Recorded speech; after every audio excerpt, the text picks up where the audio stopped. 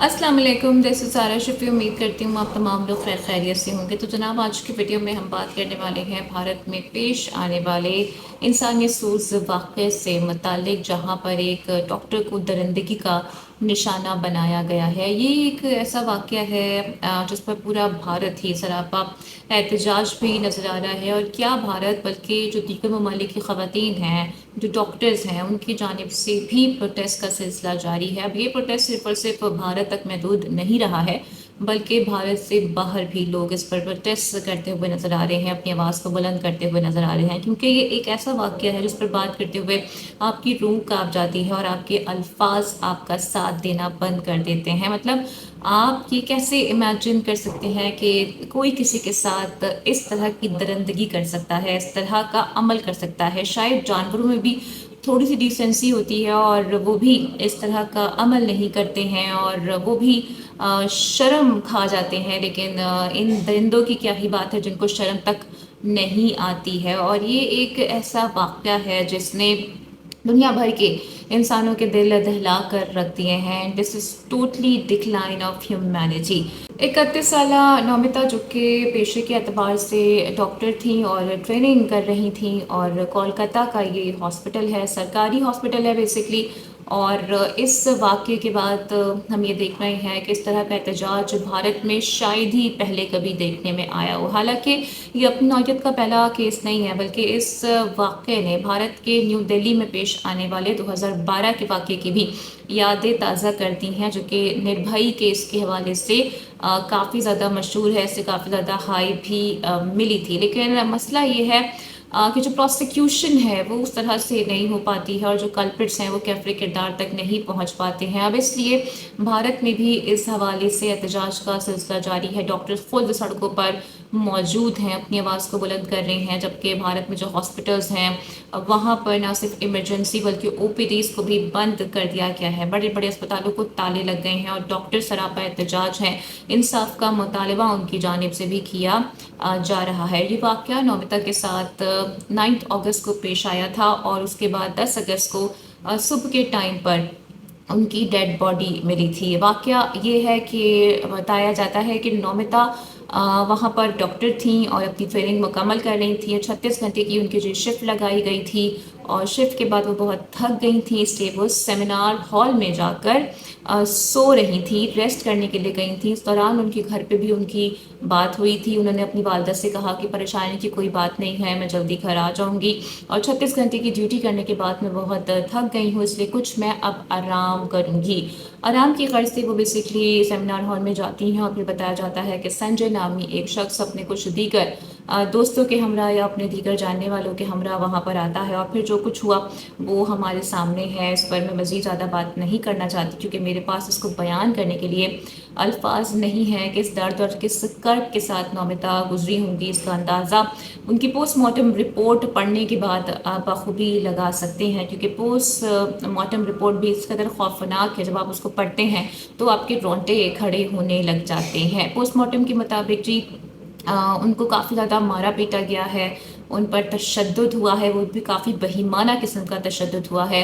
और उनकी जो जिस्म की हड्डियां हैं वो भी टूटी हुई हैं। बताया जाता है कि 113 तो सिर्फ उनकी बॉडी पर काटने के निशानात हैं। इससे ज़्यादा मेरा नहीं ख्याल कि मैं आपको बता पाऊँगी। तो अब सूरत हाल भारत में ये है कि भारत के कोने कोने में इस वक्त एहतजाज का सिलसिला जारी है। और जो वेस्ट बंगाल कोलकाता में उनकी सीएम है बेसिकली ममता बनर्जी, उनसे इस्तीफे का मुतालबा भी किया जा रहा है। क्योंकि इनिशियली इस हीनियस क्राइम को एक सुसाइड का रंग दिया जा रहा था, और जिसके बाद जाहिर है फिर घर वालों का भी प्रेशर सामने आया, फिर अवाम भी भारत की बड़ी तादाद में निकले, डॉक्टर्स निकले, उन्होंने एहतजाज किया। तो तब जाके जी भारत में कार्रवाई शुरू हुई है, और इस संजय नामी शख्स को अब हिरासत में भी लिया जा चुका है, जिसने अपने इस गुनाह का एतराफ़ भी कर लिया है। लेकिन अब ये भी खदशा जाहिर किया जा रहा है कि ये अकेला शख्स नहीं है, बल्कि इसके साथ इसके दीगर साथी भी हैं। बाकायदा तौर पर एक मुनज़्ज़म नेटवर्क है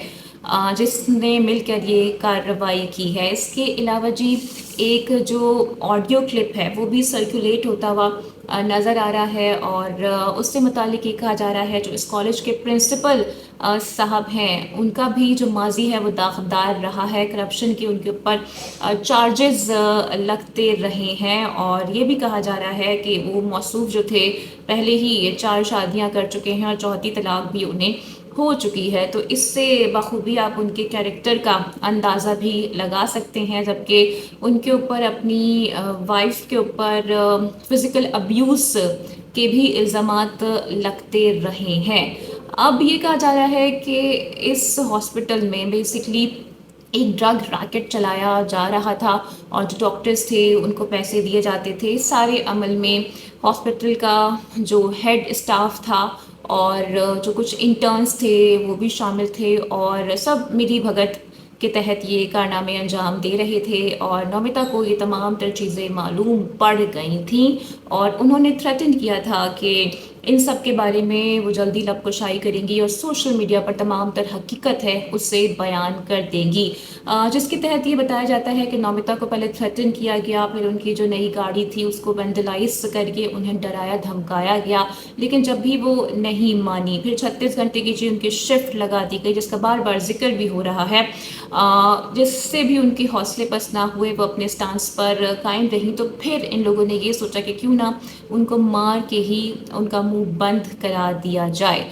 तो ये बेसिकली एक नया मोड़ हम देख रहे हैं इस केस में, इस कहानी में, जो कि बहुत ज़्यादा सोशल मीडिया पर आप देख सकते हैं। ये ऑडियो क्लिप वायरल भी हो रहा है और जहाँ तक बात ये है कि वहाँ पर जो एविडेंस थी उसको मिटाने की भी कोशिश की गई है, क्योंकि उसके फ़ौरन ही बाद देखा गया कि वहाँ पे रेनोवेशन का काम शुरू हो गया था। लेकिन सवाल ये है कि इतना बड़ा सरकारी हॉस्पिटल है कि वहाँ पर कोई भी सीसीटीवी कैमरा नहीं है जिसकी मदद ली जा सके और जो कल्प्रिट्स हैं उन तक पहुँचा जा सके, क्योंकि ये कहा जा रहा है कि जो भी लोग इसमें इन्वॉल्व हैं उनकी सॉलिड और काफ़ी स्ट्रॉन्ग पॉलिटिकल कनेक्शंस हैं और जो ये गिरफ्तारी बेसिकली देखने में आई है, ये बिल्कुल वैसे ही हुआ है जैसे किसी भी क्राइम के बाद किसी मुजरिम को गिरफ्तार कर लिया जाता है और फिर 6 महीने बाद जी वो रिहा हो जाता है। इसलिए भारत में इस वक्त प्रोटेस्ट के दायरे कार को बढ़ा दिया गया है और लोग ये बड़े पैमाने पर डिमांड करते आ रहे हैं कि इंसाफ के जो तकाजे हैं उन्हें पूरा किया जा सके, क्योंकि इस तरह से कितनी ख़वातीन का इस्तेहसाल होगा।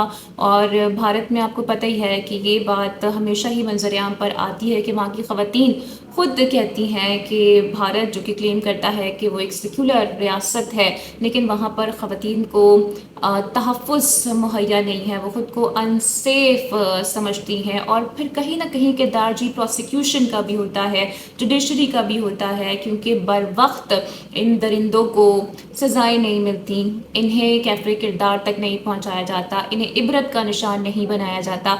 इस वजह से इनके हौसले मज़ीद भी बुलंद हो जाते हैं, मज़ीद ये क्राइम करने लगते हैं। फिर गलती से अगर कोई एक्सट्रीम प्रेशर के बाद गिरफ्तार हो भी जाता है तो 6 से 8 महीने के बाद जी उसे रिहा कर दिया जाता है, फिर वो इसी माशरे में आ जाता है, फिर से वो इन्हीं क्राइम्स में पड़ जाता है और कोई पूछने वाला नहीं होता है और इसकी वजह से जो क्राइम रेट है वो भी मज़ीद बढ़ता चला जाता है। और एक इम्पॉर्टेंट बात मैं यहाँ पर ये भी कहूँगी कि लोगों में जी एजुकेशन की कमी है, जिसकी वजह से इस तरह के जो वाक़यात हैं वो रोनुमा होते हैं। जो मर्द हजरात हैं या जो बच्चे होते हैं तो उनकी माँओं को चाहिए, उनके घर वालों को चाहिए कि उनकी ऐसी तरबियत करें कि ना सिर्फ वो घर की औरतों की बल्कि बाहर जो औरतें मौजूद हैं उनकी भी इज़्ज़त करें। तो एनी हाउ देखते हैं जी इस मामले का क्या होता है। उम्मीद करते हैं कि भारतीय हुकूमत इस सारे मामले का एक्शन लेगी और जो रियल कल्प्रिट्स हैं उन्हें कैफ़े किरदार तक पहुँचाया जाएगा, उन्हें इबरत का निशान बनाया जाएगा,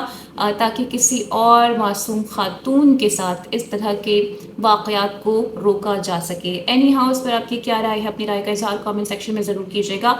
उम्मीद करती हूँ कि आज की वीडियो आपको पसंद आई होगी। Don't forget to like and subscribe my channel. Video को लाइक और शेयर आपने लाजमी करना है, अपना बहुत ख्याल रखना है। अगली वीडियो में आपसे फिर मुलाकात होगी। टिल देन टेक केयर, अल्लाह हाफ़िज़।